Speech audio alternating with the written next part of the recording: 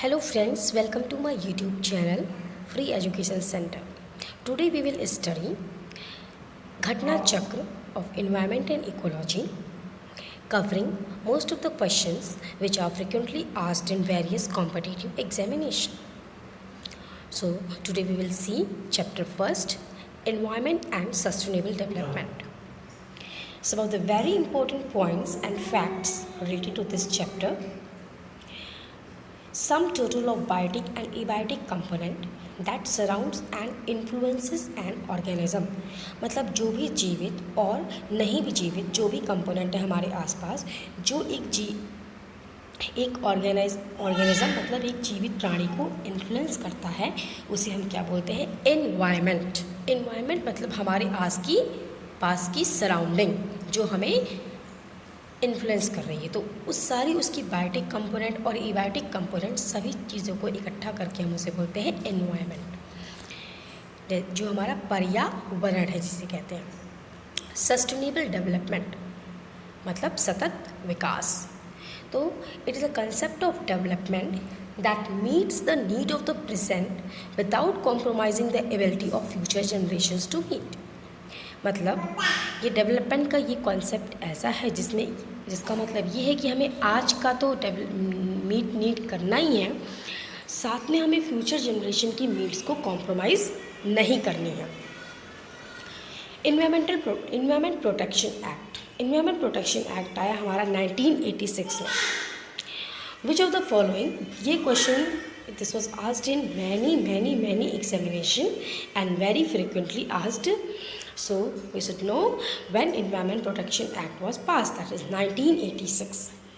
Which of the following not related to environmental protection? कौन सा component environment पर्यावरण को प्रोटेक्ट करने से रिलेटेड नहीं है? पॉवर्टी एलिवेशन मतलब गरीबी को घटाना. Environment is a composite state of biotic factor, abiotic factor and physiographic factor. Sustainable development is a matter of generational sensibility in respect of the use of natural resources. मतलब प्राकृतिक resources को हमें इस प्रकार से यूज करना है कि हमारा डेवलपमेंट ऐसा हो कि हम फ्यूचर नीड्स को भी अपने मीट कर सकें. हम अपने प्रकृति को एक्सप्लॉइट ना करें, अपने नीड्स को नीड करने के लिए, हमारी आज की ज़रूरतें हैं उसे पूरा करने के लिए अपने प्रकृति को हम एक्सप्लॉइट ना करें.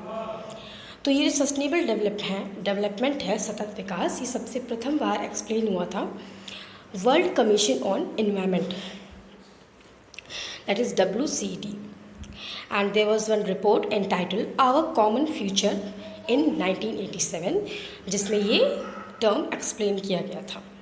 यूनाइटेड नेशन ने 17 सस्टेनेबल डेवलपमेंट गोल्स आइडेंटिफाई किए हैं जिसे हमें बाय 2030 मीट करना है. मतलब बाय 2030 आप ये गोल्स हमें मीटअप करना है. Now the decade of sustainable development energy for all is the initiative of United nation.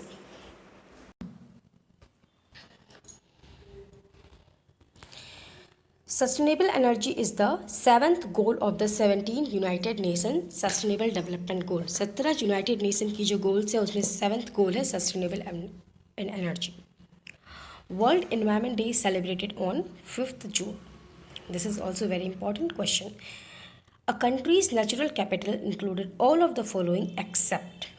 Country की जो नेचुरल कैपिटल मतलब जहाँ प्रकृति का दिया हुआ सोर्स, जहाँ से हम कमाई कर सकते हैं, तो इसमें सारे हैं ऑप्शंस एक्सेप्ट 1.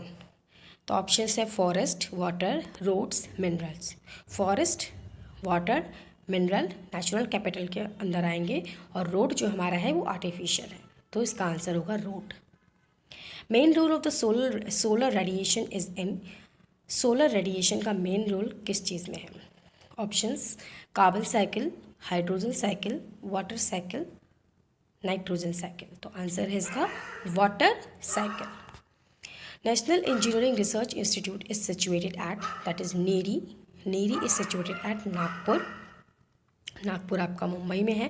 इसके नीरी के जो है नागपुर में इसका मेन हेडक्वार्टर है। फिर इसके डिफरेंट लैबोरेटरीज़ है मुंबई, कोलकाता, चेन्नई, हैदराबाद, दिल्ली में।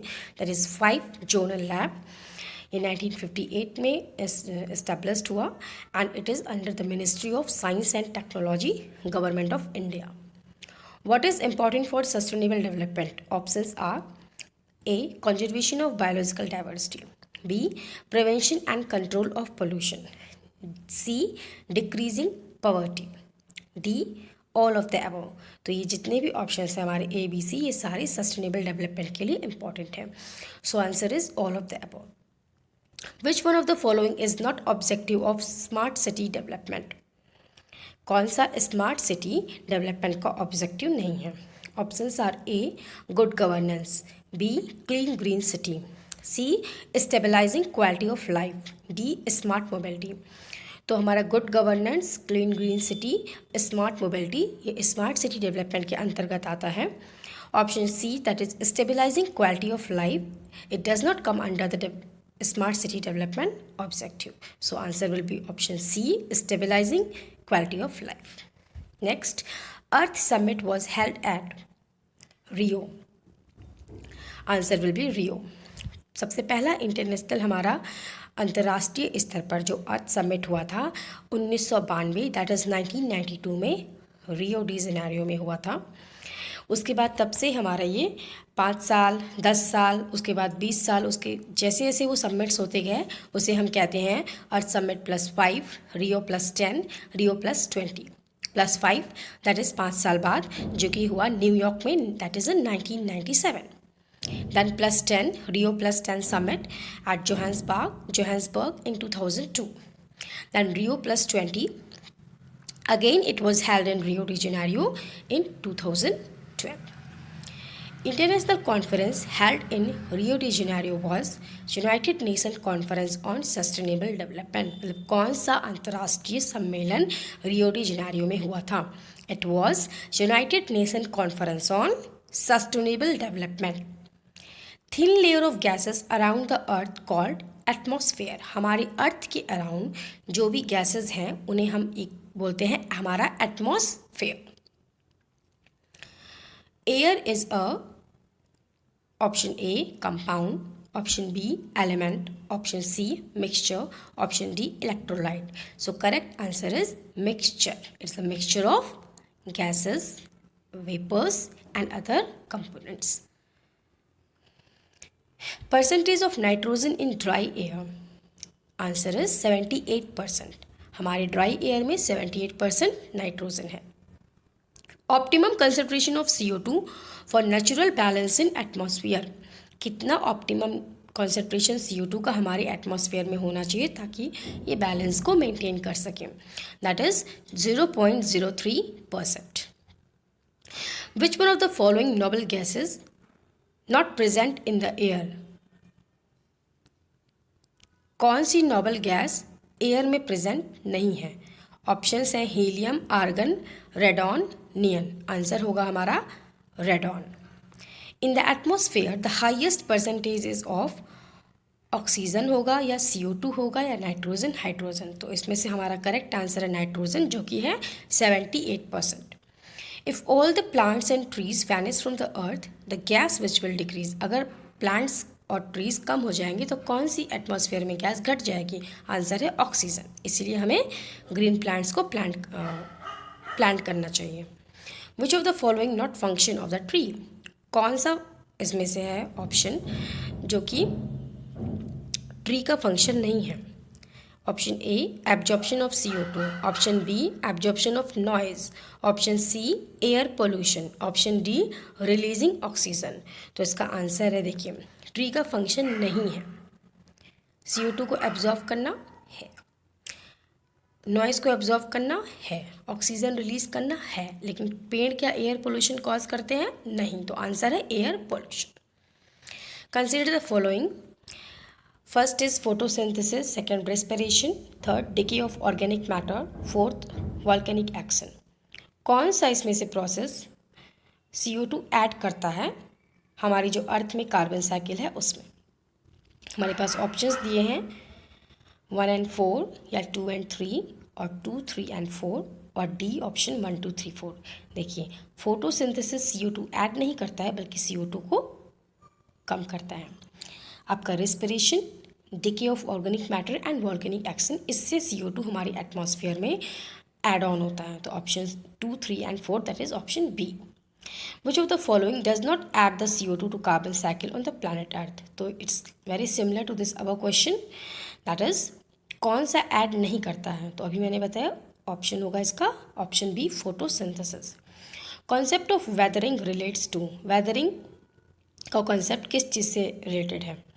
तो वेदरिंग होती है natural process which lead to decomposition of rocks, जो भी पत्थर वगैरह हैं उनका डिकम्पोजिशन होता है naturally, that is called weathering. Headquarter of world meteorological organisation WMO, इसका हेडक्वार्टर है जेनेवा में, जेनेवा स्विट्जरलैंड। सो हमारा जो WMO है इसका origin IMO international meteorological organisation से हुआ। IMO बना आपका 1873 में। Then it became a specialised agency of United Nation on 17 March 1951। तो आपका WMO इम्प्लीमेंट हुआ था 23 मार्च 1950 में, 1950 में इम्प्लीमेंट हुआ और 1951 में यूनाइटेड नेशन की एजेंसी बन गई है। Headquarter of UNEP that is United nation environment protection, इसका हेडक्वार्टर है नायरोबी जो कि केन्या में है। यह आपका बना 1972 1972। इन्वायरमेंट EPA का क्या है फुल फॉर्म? तो इसमें हमारे पास ऑप्शंस दिए हैं। EPA का है environment protection act, sorry agency. Environment protection act तो 1986 में इंडिया में बना है।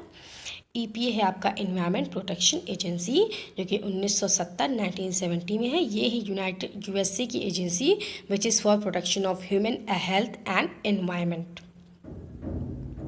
एनविस centre on population and environment is located at which institute? तो एनविस सेंटर हमारा IIPS मुंबई में है। ये एनविस है आपका एनवायरमेंटल इंफॉर्मेशन सिस्टम। NEA का क्या फुल फॉर्म है? That is national environment appellate authority. National environment appellate authority, it comes under the ministry of environment and forest. established by National Environment Appellate Authority Act in 1997, ठीक है। So this is NEA. When NGT was established, NGT आपका national green tribunal 18 अक्टूबर 2010। Headquarter of GPI है Greenpeace international, इसका headquarter है Amsterdam. ये एक non governmental environmental organisation है, एम्स्टर्डम नीदरलैंड में है। इसका मेन गोल है to ensure ability of Earth to nurture life in all its diversity. Eco mark is given to an Indian product which is environment friendly. It is issued by Bureau of Indian Standard and it was started in 1991. Okay, so environment friendly जो भी चीज़ें हैं उनको eco mark दिया जाता है। BIS इसे issue करता है, 1991 में स्टार्ट हुआ है। सस्टेनेबल एग्रीकल्चर, जैसे सस्टेनेबल डेवलपमेंट है वैसे ही सस्टेनेबल एग्रीकल्चर, इसका मतलब होता है to utilise land so that its quality remains intact.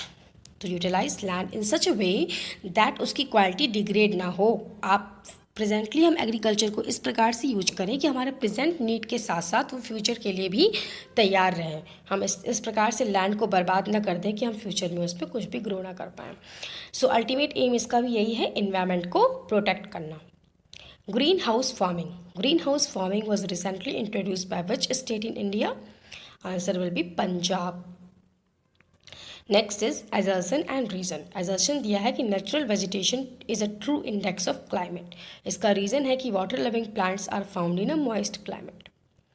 तो ऑप्शंस दिए हैं ABCD, जिसमें A है कि दोनों ऑप्शंस हमारी ट्रू हैं and R is correct explanation of A।